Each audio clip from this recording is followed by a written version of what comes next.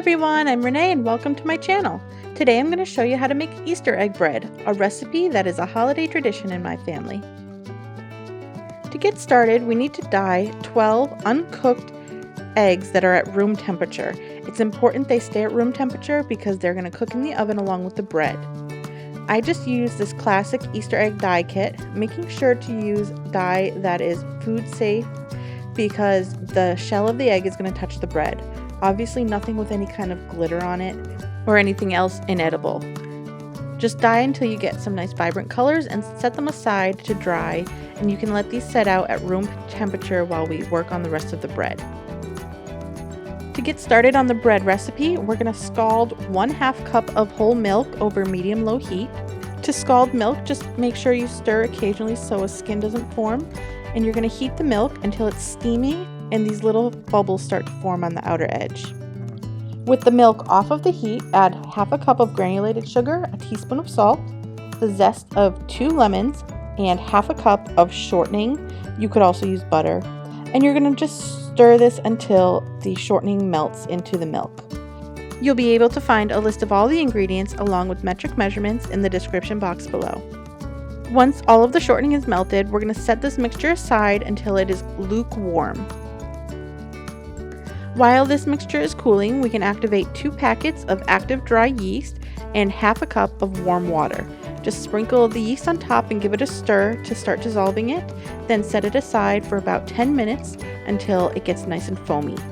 After about 10 minutes, this yeast mixture should look quite foamy. If it doesn't, your yeast is not active and you'll need to get some new yeast and start over.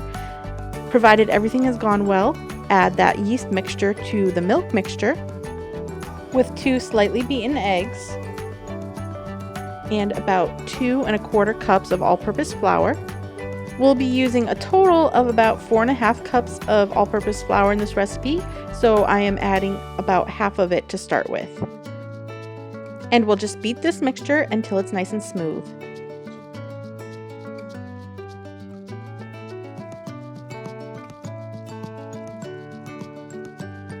Now start adding the remaining flour a little bit at a time and stirring by hand until a nice dough forms that's easy to handle.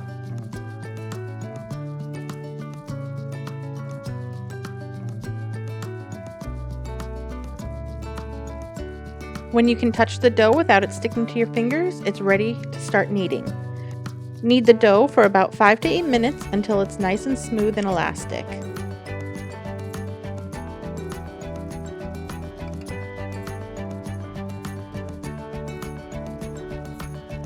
Now lightly oil a bowl. I'm just using the same one I mixed the dough in. Add the dough and lightly oil the surface of the dough as well. Then cover with a towel and set this in a warm, draft-free area to proof until it's doubled, about 1 hour. Gently punch down the dough. Then we'll cover it again and let it rise for another 30 minutes or so until it has doubled in volume. Here you can see how well the dough has risen. Turn the dough out, and this recipe makes 2 rings, so I'm going to split my dough in half and set 1/2 aside, so I'm working on one at a time.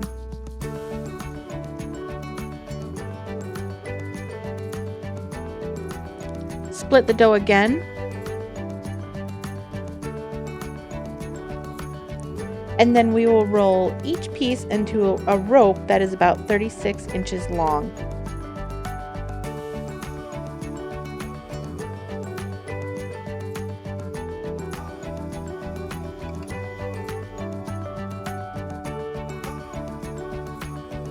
Now we'll make the braided ring by pinching together the ends of the rope on a parchment-lined baking sheet and cross one end over the other to make a little pocket for the Easter egg. Just tuck your colored egg in there and make sure there is a tight connection between the dough and the egg. And just continue this all the way around until you have formed a ring that has about 6 eggs.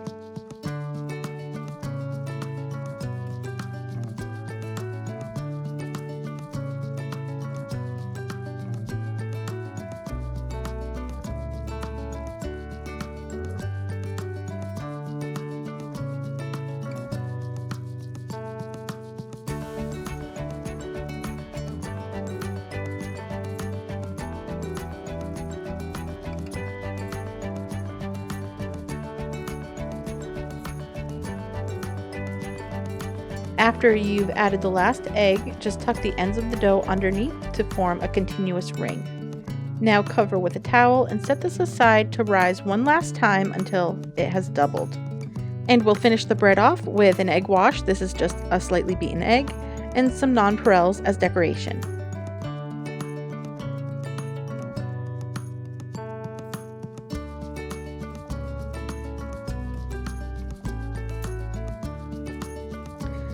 A nice pro tip when you're sprinkling the Nonpareils over the dough, don't do it from too high up or you will have little candies all over your kitchen.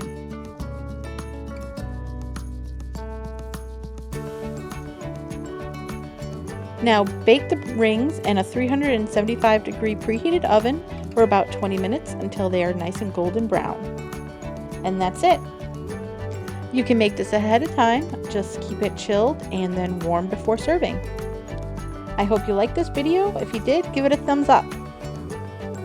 Thanks for watching, and don't forget to subscribe so you don't miss new videos.